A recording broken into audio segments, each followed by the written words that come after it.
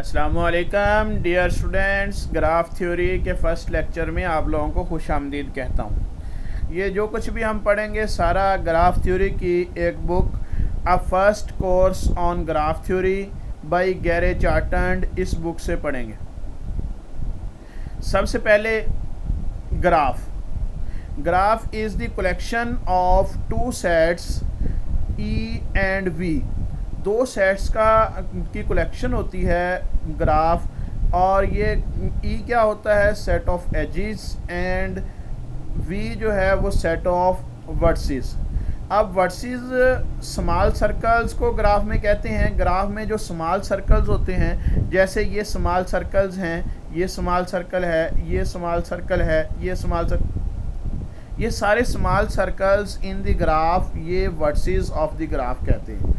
और इनके दरमियान में जो लाइनें लगी होती हैं, ये ग्रीन लाइंस, ये एजेस कहलाती हैं। तो collection let E be the set of edges and V be the set of vertices, then the collection of E and V is called graph. ये ई और वी की जो कलेक्शन है इसको हम ग्राफ कहते हैं। Where E is the set of edges is the line between two versus.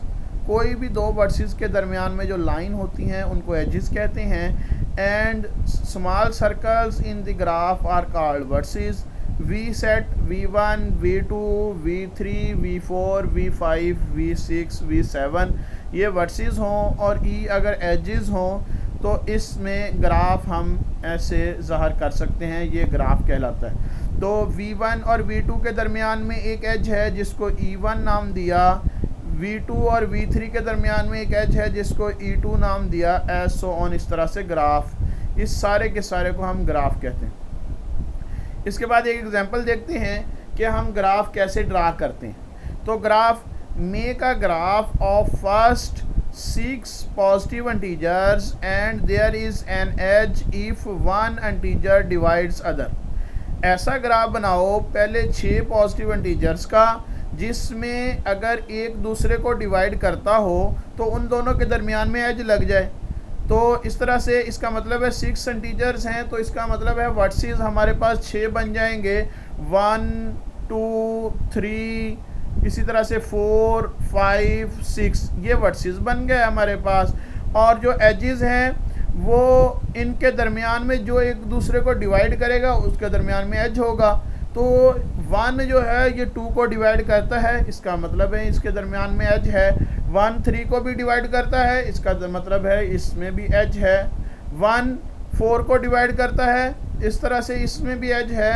1 5 को, 1 6 को, और इसी तरह से 1 अपने आप को भी डिवाइड करता है, इस तरह से इसके दरमियान में भी एज लग जाएगा।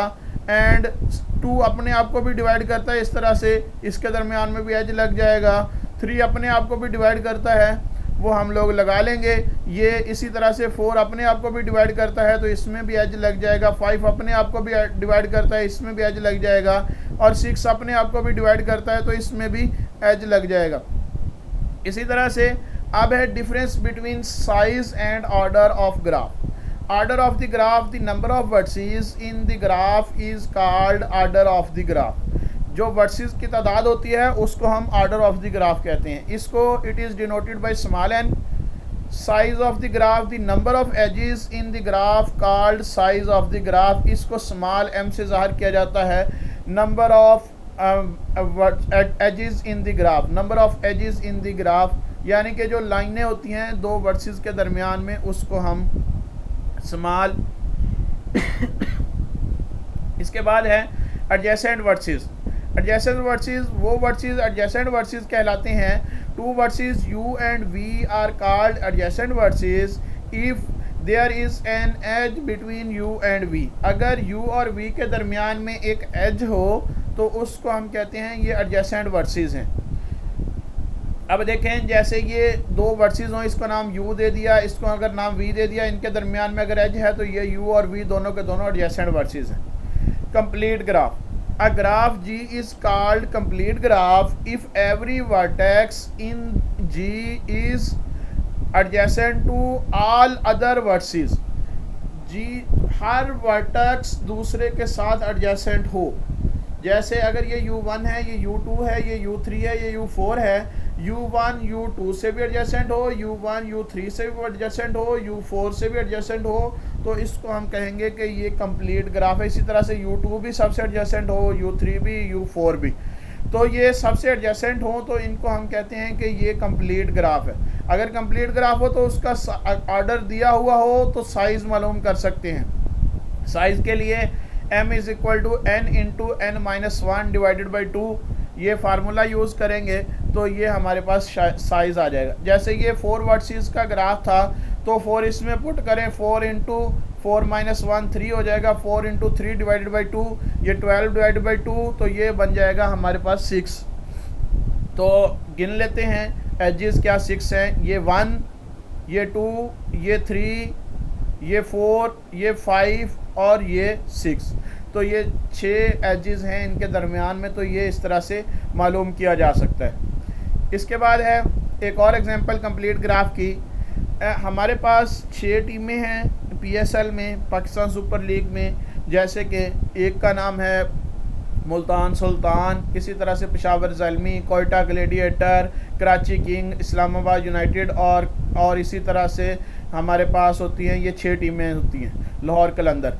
तो ये 6 टीमें हैं हमारे पास। तो इसका कहता है कि इनका फर्स्ट राउंड के मैचेस हैं, तो हर एक के दरमियान में मैच हो तो एक एज लग जाए, तो इसका मतलब है सबकी आपस में मैच होंगे। तो मुल्तान सुल्तान पेशावर ज़ल्मी से भी खेलेगा तो इस तरह से इनके दरमियान में भी एज लग गया है। इसी तरह से और कोयटा ग्लेडिएटर से भी खेलेगा तो इसके दरमियान में भी एस ऑन सब से खेलेगा तो सबके दरमियान में एज लग गया। 6 टीमें थी, n इज़ इक्वल टू 6 आ गया, 6 इंटू 5 आ गया हमारे पास, तो 6 इंटू 5 डिवाइडेड बाई 2, तो ये 30 डिवाइडेड बाई 2, ये 15 बन जाएगा। इसको काउंट कर सकते हैं, ये 15 हमारे पास एजेस लग जाएंगे। इसके बाद है isolated vertex. If there is no edge incident on vertex U, then U is called isolated vertex. अगर कोई भी एज किसी वर्टेक्स U के ऊपर इंसिडेंट ना हो तो उसको हम कहते हैं कि ये आइसोलेटेड वर्टेक्स है, इसको आइसोलेटेड वर्टेक्स कहा जाता है। इसके बाद है एक एग्जांपल जो गैरे चाइटन की बुक से ली गई है। तो कहता है कि हमारे पास 10 लोग हैं, 10 पर्सनस हैं, और इन 10 लोगों की कमेटियां बनाई हुई हैं, 7 कमेटियां बनी हुई हैं। तो कुछ लोग कुछ कमेटियों में कॉमन है, जब एक ही इंसान 2 कमेटियों में होगा तो अगर उस दोनों की मीटिंग रख दी जाए तो वो दोनों में प्रेजेंट नहीं हो सकता। तो इसलिए कहता है ऐसा ग्राफ बनाओ कि अगर 2 कमेटीज़ में कोई भी आदमी कॉमन है, कोई भी पर्सन कॉमन है, तो उन दोनों के दरमियान में एज लग जाए, ताकि हमें पता चल सके कि हम इनकी इकट्ठे मीटिंग नहीं करवा सकते। तो इसलिए तो C1 C2 C3 C4 C5 C6 C7 जो है ये सारी की सारी कमेटी हैं, ये वर्सेस बन गए, और एजेस जिन 2 के दरमियान में मीटिंग नहीं हो सकती उनके दरमियान में एज लगाना है। यानी कि जिन के 2 के दरमियान में एलिमेंट्स कॉमन होंगे तो उनके दरमियान में एज लगेगा। तो सबसे पहले C1 और C2 को देखते हैं। C1 और C2 को देखें, इसमें 2 एलिमेंट्स कॉमन है, 1 भी दोनों में कॉमन है और इसी तरह से 3 भी दोनों में कॉमन है। तो इसका मतलब है इन दोनों के दरमियान में एज लग जाएगा। इसके बाद C1 और C3 को देखें, इसमें 2 ऐसे एलिमेंट है जो दोनों में कॉमन है, तो इसका मतलब है C1 और C3 में भी लग जाएगा एज। इसके बाद C1 और C4 को देखें, इसमें C1 में 1 2 3 है और C4 में 4 7 8 और 9 है। इन दोनों में कोई एलिमेंट भी कॉमन नहीं है, इसका मतलब है C1 और C4 में कोई एज नहीं लगेगा बिट, इन दोनों के दरमियान में एज नहीं लगेगा। इसी तरह से C5 के दरमियान में एज लग जाएगा और C6 और C1 के दरमियान में एज नहीं लगेगा, C7 के दरमियान में और C1 के दरमियान में एज लग जाएगा। इस तरह से ये पूरे का पूरा ग्राफ ड्रा कर लेंगे, तो ये आप लोग करके देख लेंगे ड्रा। इसके बाद एक और एग्जांपल है जिसमें हम क्या करते हैं कि फिबोनाची नंबर्स हैं। फिबोनाची नंबर्स ऐसे नंबर्स होते हैं जिनको 2 को ऐड करने से नेक्स्ट नंबर हासिल होता है। जैसे 2 और 3 को ऐड करें तो 5 हासिल होता है, और इसी तरह से 3 और 5 को ऐड करें तो हमारे पास 8 हासिल होता है। 5 और 8 को ऐड करें तो 13 एज सो ऑन, इस तरह से। तो ये हमारे पास 6 फिबोनाची नंबर्स हैं। इन 6 नंबर्स के ज़रिए से कहता है ग्राफ बनाओ। तो ग्राफ ऐसे बनेगा हमारे पास के 2 कंडीशंस को सेटिस्फाई कर रहा हो ग्राफ। तो 2 कंडीशन में सबसे पहली कंडीशन कि अगर 2 को ऐड करें तो इसी सेट में हो, या 2 को सब्ट्रैक्ट करने के बाद उसकी एब्सोल्यूट वैल्यू ली जाए। तो अगर इसी सेट में है तो उसका मतलब है इन दोनों के दरमियान में एज लगे। जैसे 2 और 3 देखते हैं, 2 और 3 को देखा तो इन दोनों का सम 5 था, तो यहाँ बिलोंग करता है 5, तो इसका मतलब है इन दोनों के दरमियान में एज लग गया।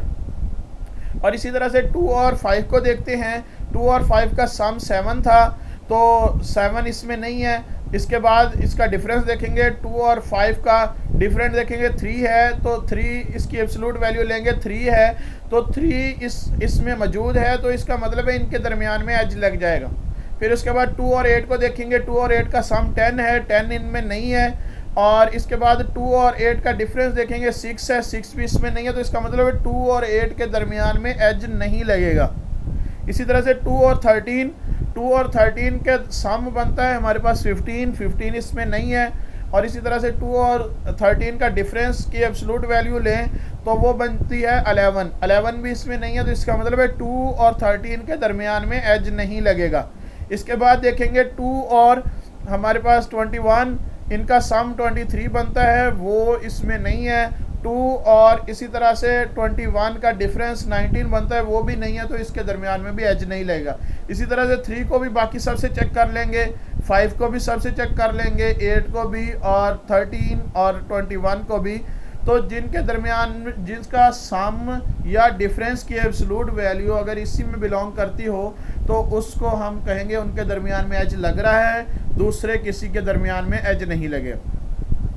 इसी तरह से एक और एग्जांपल है, कहता है हमारे पास क्लिप बोर्ड है, क्लिप बोर्ड में हमारे पास 4 स्क्वायर्स हैं, 4 स्क्वायर हैं, और हमारे पास 2 कॉइन्स हैं, सिर्फ 2 कॉइन्स हैं। एक कॉइन का नाम है सिल्वर कॉइन और दूसरे का गोल्ड कॉइन। सिल्वर कॉइन को मैंने हॉलो सर्कल से ज़ाहिर कर दिया, और इसी तरह से गोल्ड कॉइन को ज़ाहिर कर दिया सॉलिड सर्कल के ज़रिए से। तो अब ये क्लिपबोर्ड है जिसको C1 की शक्ल में दिया गया है। कहता है इन ऐसी सारी कन्फिग्रेशंस बनेंगी, 12 कन्फिग्रेशन बन रही हैं, इन दोनों को इंटरचेंज करते रहें, आपस में चेंज लेफ़्ट या राइट मूव करते रहें, या अप या डाउन मूव करते रहें, तो ये 12 कन्फिग्रेशन बनती हैं। तो कहता है ये 12 कन्फिग्रेशन के दरमियान में एज उस वक्त लगे कि या तो कोइन हमारा राइट या लेफ़्ट मूव कर रहा हो, यानी मतलब हॉरिजेंटल या वर्टिकल मूव कर रहा हो, या दूसरे नंबर पे दोनों के दोनों कॉइन्स आपस में इंटरचेंज हो रहे हो। Move one of the coin in CI horizontally और vertically to an unoccupied square. तो किसी ऐसे स्क्वायर में जहाँ पे मौजूद ना हो उसकी तरफ वर्टिकली या हॉरिजेंटली मूव करने से दूसरे नंबर पे दूसरी कन्फिग्रेशन बन रही हो, या इन दोनों कॉइन्स को आपस में इंटरचेंज करने से बन रही हो। तो इस तरह से कहते हैं इनके दरमियान में एज लगाओ। तो अभी देखते हैं, जैसे कि हमें पता है कि आप पहली कन्फिग्रेशन ये C1 है, ये C1 कन्फिग्रेशन है जिसमें टॉप लेफ्ट कॉर्नर पर सॉलिड कॉइन है, और इसी तरह से हॉलो कॉइन जिसको सिल्वर कॉइन कहते हैं ये बॉटम राइट कॉर्नर पर है। तो अब मैं सॉलिड कॉइन को जो है मूव कर सकता हूँ राइट साइड पे, जिसको हॉरिजेंटली मूव कर सकता हूँ। तो अगर मैं राइट साइड पे इसको मूव करता हूँ तो मेरी कन्फिग्रेशन बन जाएगी C3। तो इसका मतलब है C1 से C3 के दरमियान में एज लग गया। इसके बाद इसी सॉलिड कॉइन को मैं इसी तरह से डाउनवर्ड मूव कर सकता हूँ, डाउनवर्ड मूव कर सकता हूँ, यानी कि वर्टिकली मूव कर सकता हूँ। तो डाउनवर्ड मूव करने से मेरी कन्फिग्रेशन बन जाएगी C12। तो इस तरह से C12 और C1 के दरमियान में भी एज लग गया। फिर उसके बाद अब ये सॉलिड कॉइन इसी 2 तरीक़ों से मूव हो सकता था। अब मैंने हॉलो कॉइन ले लिया, हॉलो कॉइन को अपवर्ड मूव कर दिया। हॉलो कॉइन को अपवर्ड मूव करेंगे तो C11 कन्फिग्रेशन बन जाएगी। तो इस तरह से C1 और C11 के दरमियान में भी एज लग गया। फिर इसके बाद मैंने इसी हॉलो कॉइन को लेफ़्ट हैंड मूव करा दिया, यानी कि लेफ़्ट साइड पे मूव करवा दिया। तो ये भी इस तरफ को मूव करवाऊंगा तो ये C1, और इसके बाद हमारे पास कन्फिग्रेशन बन जाएगी ये C2। तो इन दोनों को मैं इंटरचेंज भी कर सकता हूँ। तो इन दोनों को इंटरचेंज करूँ तो ये C7 कन्फिग्रेशन बन जाएगी। तो इस तरह से C1 का इन सब के साथ C7 के साथ भी एज लग गया, C11 C12, और इसी तरह से C1 का C2 के साथ भी एज लग गया और C3 के साथ भी एज लग गया। तो इस तरह से ये इसको हम लगा लेंगे एजिज़। तो ये हमारे पास ये किस तरह से हमने सॉल्व किया है, ये तरीक़ाकार भी लिख दिया गया है। इसके बाद है नेक्स्ट हमारे पास दो और एग्जांपल्स हैं। वर्ड ग्राफ है। वर्ड ग्राफ में ये होता है कि एक वर्ड से दूसरा वर्ड बन रहा हो, या एक इसमें से लेटर को रिप्लेस करने से, या दो लेटर्स को आपस में इंटरचेंज करने से, दो लेटर को आपस में इंटरचेंज करने से कोई नया वर्ड बन रहा हो, या जो है दूसरे नंबर पे किसी एक लेटर को चेंज करने से, रिप्लेस करने से बन रहा हो।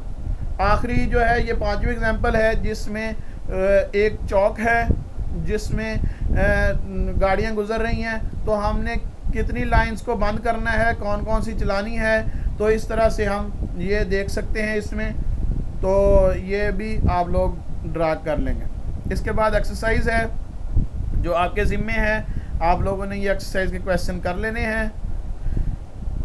ये है एक्सरसाइज के क्वेश्चंस और ये एक्सरसाइज के क्वेश्चन हैं।